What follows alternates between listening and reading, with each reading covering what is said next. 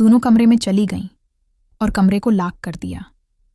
अब मैं इंतज़ार कर रहा था कि जल्दी से रात हो और मैं अपनी बहन के पास जाऊं। मैं अभी यही सोच रहा था कि मुझे मेरी उम्मी ने आवाज़ दी। कहा, कामरान, बात सुनो, बाइक बाहर निकालो और मुझे एक जगह नौकरी के लिए इंटरव्यू देने जाना है। मैंने कहा, अम्मी, रात के इस वक्त किस जगह जाना है? मेरी अम्मी कहने लगें, एक तो तुम सवाल जवाब बहुत करते हो, बाहर तो चलो, बताती हूँ। मैंने फिर शर्ट तब्दील की क्योंकि शर्ट थोड़ी मैली लग रही थी और फिर मैंने बाइक बाहर निकाली। मेरी अम्मी अबाया पहनकर आएं और मेरे साथ बैठ गईं। फिर मुझे जगह बताई कि फुलां जगह चलना है और फिर बताने लगे कि वो मेरा बास था ना पुराना, उसने अपने एक दोस्त से बात की है मेरी नौकरी की, तो मैं उसके ऑफिस जा रही हूँ। बस छोटा मोटा इंटरव्यू होगा, बाकी सारी बातें मेरे बास ने उससे तय कर ली हैं और सैलरी भी बहुत अच्छी है। मैं जब वहाँ पहुँचा तो ये एक कंस्ट्रक्शन कंपनी का बड़ा सा ऑफिस था। मैं भी अपनी उम्मी के साथ इस ऑफिस में आया। मेरी उम्मी ने कहा कि तुम यहाँ वेटिंग एरिया में बैठ जाओ, मैं बस अंदर जा रही हूँ। मैंने देखा तो ऑफिस में रश बिल्कुल भी नहीं था। मुझे ऐसा महसूस हो रहा था कि ऑफिस के कमरे में सिर्फ कोई एक शख्स और मेरी अम्मी थी। मैं हाल में बैठा रहा। अब मैं अपनी बहन सारा के बारे में सोच रहा था कि रात को ऐसा क्या करूं जो वो मेरे साथ ये काम करने पर राजी हो जाए। और फिर मैंने सोचा कि वो लड्डू तो वैसे भी मेरे साथ खेलती है, तो आज रात लड्डू में कोई ऐसी शर्त लगा लेता हूं जिससे मेरा काम होने में आसानी हो जाए। अब मुझे यहाँ बैठे हुए आधे घंटे से ज़्यादा गुजर गया था। मेरी अम्मी बाहर नहीं आए। एक गार्ड बैठा हुआ था। मैंने सोचा कि जाकर गार्ड के साथ बैठता हूँ।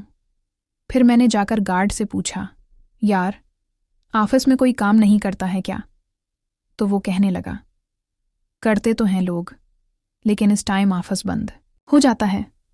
आज पता नहीं क्या हुआ साहब को। अब शायद गार्ड ने मुझे उम्मी के साथ आते हुए देखा ही नहीं था। फिर वो कहने लगा, हमारा सेठ बहुत अय्याश किस्म का बंदा है, आज लगता है फिर उसके पास कोई शिकार आया हुआ है। और सेठ के पास जिस दिन शिकार होता है वो इसी दिन इतने बजे तक बैठता है, वरना वो तो ऑफिस बहुत कम आता जाता है। मैं सोच रहा था कि यहाँ भी वही हुआ। ये भी मेरी उम्मी के दूसरे बास की तरह बेकार इंसान था। और फिर वो गार्ड मुझे बताने लगा कि आप यहाँ क्यों आए हैं। फिर मैंने उससे झूठ बोला, मेरी एक रिश्तेदार है, उसने यहाँ नौकरी का इंटरव्यू देना था, तो मैं बस उसको लेकर आया हूँ। तो फिर वो कहने लगा, अच्छा, अंदर तुम्हारी रिश्तेदार गई है? मुझे पता नहीं था कि वो तुम्हारी रिश्तेदार है। वैसे तुम्हें एक मशूरा दूं, अगर तुम्हारी करीबी रिश्तेदार है तो तुम उसको इस ऑफिस में काम करने से मना कर दो, क्योंकि यहाँ तो सबको पता है कि हमारा बास कैसा है। जितनी भी लड़कियां यहाँ पर काम करती हैं वो सब बास के साथ सेठ हैं। फिर मैंने दिल में सोचा कि अम्मी को मैं उस ऑफिस में नौकरी नहीं करने दूंगा। और फिर मैं गार्ड से उठ के वापस वहां जाके बैठ गया जहां मुझे मेरी उम्मी छोड़ गई थी। अब उम्मी को अंदर गए हुए तकरीबन 1 घंटा होने वाला था। फिर मैंने सोचा कि उम्मी को कॉल करता हूँ। मैंने जब उम्मी को कॉल किया तो मेरी उम्मी की आवाज़ अजीब सी आ रही थी। उनकी सांसें चढ़ी हुई थीं। मुझे कहने लगे, बस 2 मिनट कामरान, मैं अभी आती हूँ। मुझे शक हो रहा था कि पता नहीं पहली ही मुलाकात में वो काम तो नहीं हो गया। फिर मेरी उम्मी ने फ़ोन बंद कर दिया और 10 मिनट बाद वो ऑफिस से बाहर निकलती हुई नज़र आएं और अपना हलिया दरस्त करती हुई आ रही थीं। मुझे ऐसा लग रहा था कि जैसे अभी किसी ने मेरी उम्मी का हलिया ख़राब किया हो। और फिर आते ही मुझे कहने लगे, मुबारक हो कामरान, मुझे नौकरी मिल चुकी है। और तुम्हें पता है मेरी सैलरी कितनी है? 1 लाख से भी ऊपर होगी।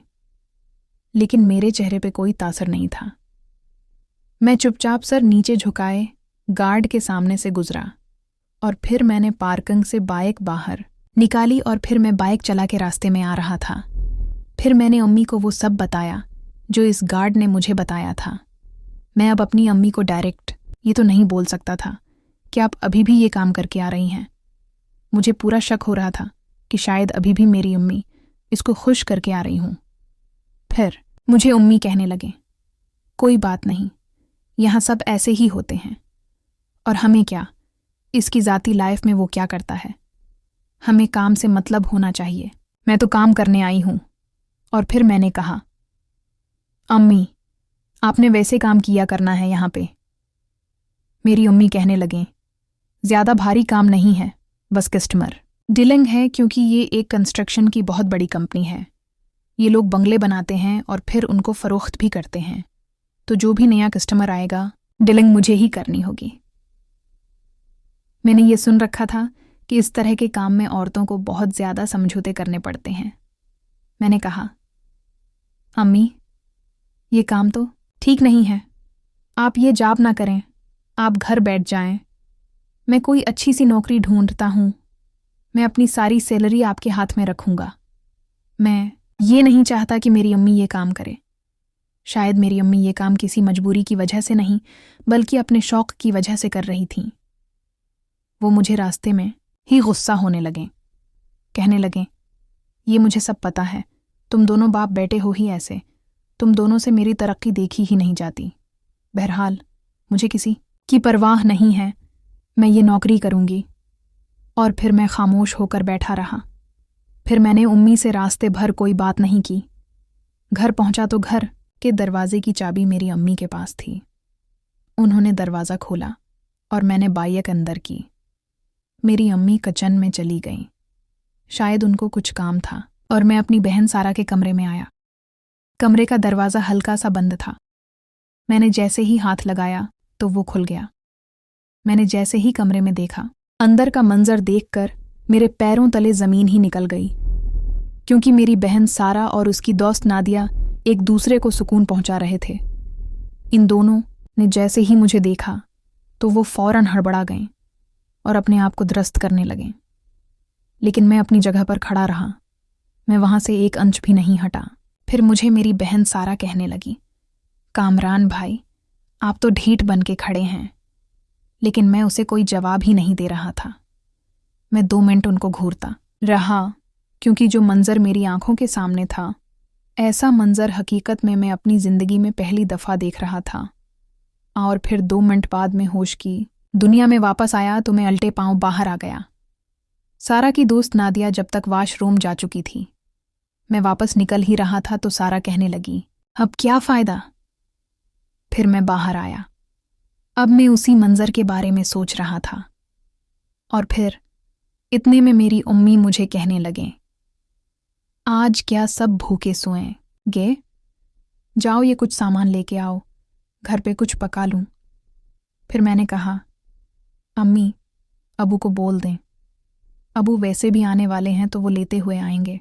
फिर मेरी अम्मी ने कहा कि खुद ही फ़ोन करके बोल दो, मैं नहीं बोलती उसको। फिर मैंने चुपचाप पैसे पकड़े और अम्मी का बताया हुआ तमाम सामान ले आया। लेकिन मैं ये महसूस कर रहा था कि मैं होश की दुनिया में नहीं हूँ। मेरे जहन में बार बार वही मंजर आ रहे थे जो मैं उस कमरे में देख कर आया था। मेरी बहन इतनी खूबसूरत थी, मेरी सोच से कई गुना ज़्यादा। आज पहली दफ़ा मैंने उसकी खूबसूरती को इतने वाज़ेह तरीके से देखा था।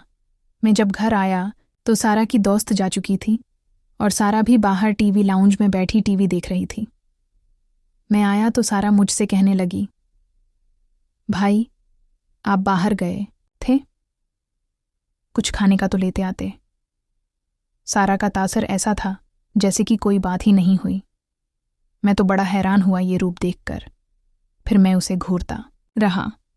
फिर मैंने उसे कोई जवाब नहीं दिया। वो कहने लगी, भाई आपसे बात कर रही हूं, क्या हुआ, क्या आपने कोई भूत देख लिया है क्या। फिर मैंने कहा, सारा अगर मैं भूत देख लेता तो बहुत ही अच्छा था। वो मंजर मेरे जहन से हट ही नहीं रहा था। मेरी बहन कहने लगी, क्या हुआ, पहली दफ़ा देखा है क्या। फिर मेरी अम्मी भी कहने लगे, क्या देखा है कामरान, मुझे भी तो बताओ। फिर मेरी बहन ने बात बदलते हुए मेरी अम्मी को जवाब दिया, पता नहीं अम्मी, बाहर कोई खूबसूरत लड़की देखकर आ रहा होगा, इसके होश ठिकाने नहीं हैं। आप तो मैंने ठान लिया था कि मैं अपनी बहन की ख्वाहिश ज़रूर पूरी करूंगा, क्योंकि मेरी बहन की ख्वाहिश कोई और पूरी कर रहा था। मुझे आज इस बात का पता लगा था। मैं कभी कभी परेशान भी होता था कि कॉलेज में सब लड़कियों के बवाए फ्रेंड होते हैं, मेरी बहन का कोई क्यों नहीं है।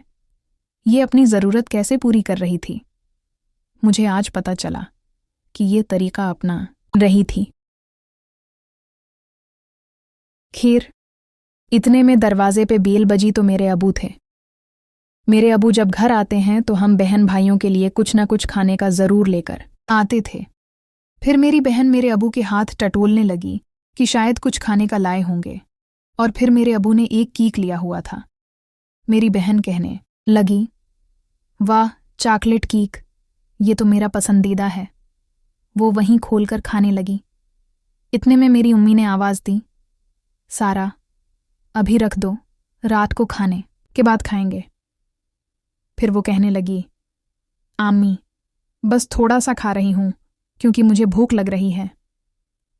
मैं जब अपने अबू के चेहरे को देखता था तो मुझे बहुत अफसोस होता था, क्योंकि मेरे अबू बहुत शरीफ और सादा इंसान थे, अपने काम से काम रखने वाले थे। लेकिन मेरे अबू को बीवी ठीक नहीं मिली थी, बहुत चालाक औरत थी। मेरे अबू मेरी उम्मी की वजह से बहुत परेशान रहते थे, तो मैंने सोचा था कि मैं अबू को बता दूं कि मेरी उम्मी आज नौकरी ढूंढ के आई हैं। लेकिन फिर मैंने सोचा कि अबू ये बात सुनकर परेशान ही होंगे, और वो भी तो मेरी उम्मी को रोक नहीं सकते, क्योंकि मेरी उम्मी इस घर में किसी की नहीं सुनते। फिर इतने में मेरी अम्मी आए और मेरे अबू को बताने लगे, पता है आज मुझे नौकरी मिली है, और आपको पता है मेरी सैलरी कितनी है, 1 लाख से ऊपर है। लेकिन मेरे अबू भी मेरी उम्मी की नौकरी और सैलरी सुनकर बिल्कुल भी खुश नहीं हुए, और ये बात मेरी उम्मी को पहले से ही पता थी। मेरी उम्मी सिर्फ फॉर्मेलिटी पूरी कर रही थी उन्हें बताकर। वो बताकर किचन में वापस चली गईं और खाना बनाने में मसरूफ़ हो गईं। मेरे अबू कमरे में चले गए कपड़े तब्दील करने। सूफे पे मैं और मेरी बहन अकेले बैठे हुए थे। फिर मैं अपनी बहन से मुखातब हुआ। मैंने कहा, सारा ये तुम अंदर क्या कर रही थी? वो मुझे कहने लगी, भाई क्यों, आप नहीं करते क्या? मैं भी वही कर रही थी जो सब करते हैं। मैंने कहा, क्या तुम्हारा दिमाग खराब हो गया है? सब कौन करता है? किसको तुमने देख लिया है और तुम मेरे बारे में कह रही हो मैंने ऐसा कब किया? तो सारा मुझे छेड़ते हुए कहने लगी, तो मरियम से दोस्ती किस चक्र में कर रहे थे? क्या उसे बहन बनाना था?